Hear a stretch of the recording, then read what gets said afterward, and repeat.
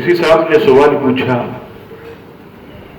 کہ کیا نبی پاک صلی اللہ تعالی علیہ وسلم حاضر و ناظر ہیں؟ ویڈیو دیکھنے کے ساتھ ساتھ یوٹیوب چینل کو سبسکرائب کریں اور بیل آئیکن پر ضرور کلک کریں اور ویڈیو کو لائک اور شیئر کرنے کے ساتھ ساتھ اپنے کمنٹس دیں۔ جواب سماعت فرمائیے۔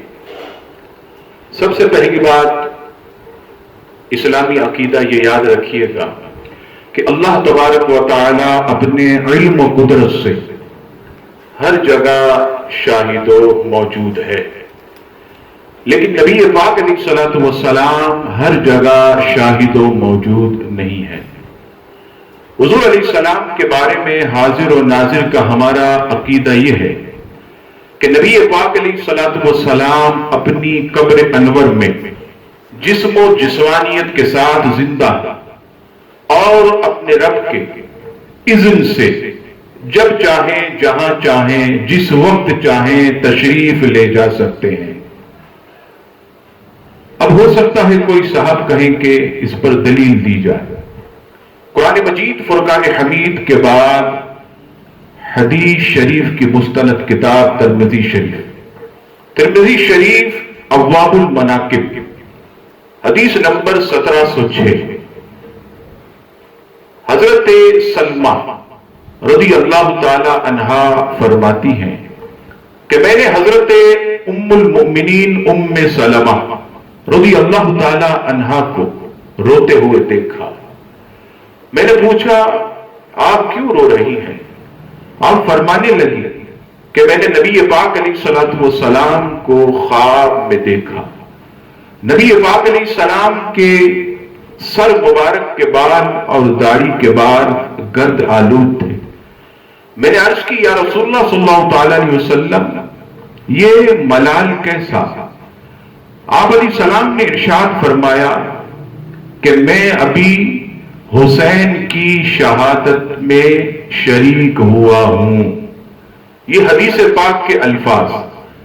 اب ذرا غور کیجئے کہ امام حسین رضی اللہ تعالیٰ عنہ کی شہادت یہ حضور علیہ السلام کے وصال کے کئی سال کے بعد ہوئی۔ نبی پاک علیہ الصلوۃ والسلام مدینہ پاک میں اپنی قبر انور اور امام علی مقام امام حسین رضی اللہ تعالیٰ عنہ کربلا کی سرزمین پر شہید ہوئے۔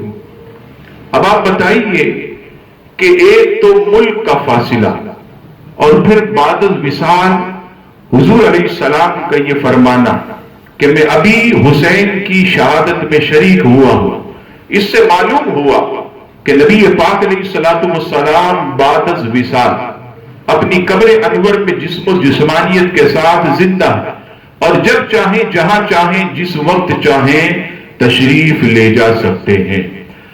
علماء اسلام نے اس عقیدے کو مزید واضح کیا۔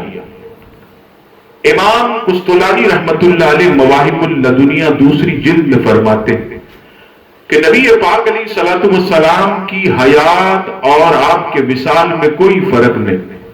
نبی پاک علیہ السلام بعد الوصال بھی اپنی قبر انور میں سے اپنے امتیوں کے معاملات سے واقف ہے، ان کی نیتوں سے واقف ہے، اور مزید جو ہے وہ حضرت امام ملا علی قاری رحمت اللہ علیہ نے مرقات شریف میں لکھا کہ نبی پاک علیہ الصلوۃ والسلام بعد الوصال اپنی قبر انور میں زندہ انہیں رزق دیا جاتا ہے، اور اسی کو آپ اور مزید آگے بڑھا شیخ محقق شاہ عبد الحق محدث دہلوی رحمت اللہ تعالی علیہ اخبار الاخیار کے حاشیے میں آپ فرماتے کہ نبی پاک علیہ السلام بعد الوصال جو ہے اپنی قبر انور میں جسم و جسمانیت کے ساتھ زندہ ہے اور امتیوں کے تمام معاملات سے آپ باخبر ہیں۔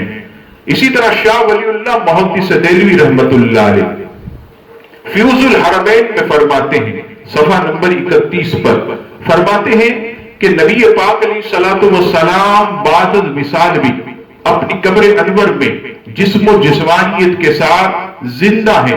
آپ علیہ الصلوۃ والسلام حج فرماتے، انہیں رزق دیا جاتا اور امت کے تمام معاملات پر آپ جو ہے وہ گواہ ہیں۔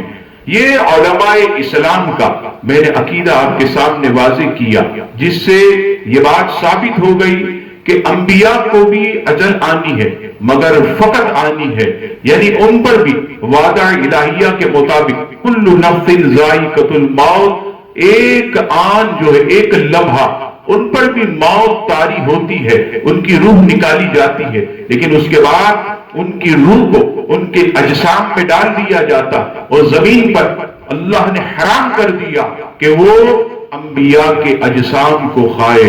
انبیاء کرام علیہ السلام اپنی قبور میں زندہ ہیں، اور یہی اہل سنت و جماعت کا عقیدہ ہے۔ اللہ تبارک و تعالی ہمیں اسی عقیدے پر زندہ رکھے اور اسی عقیدے پر موت عطا فرمائے۔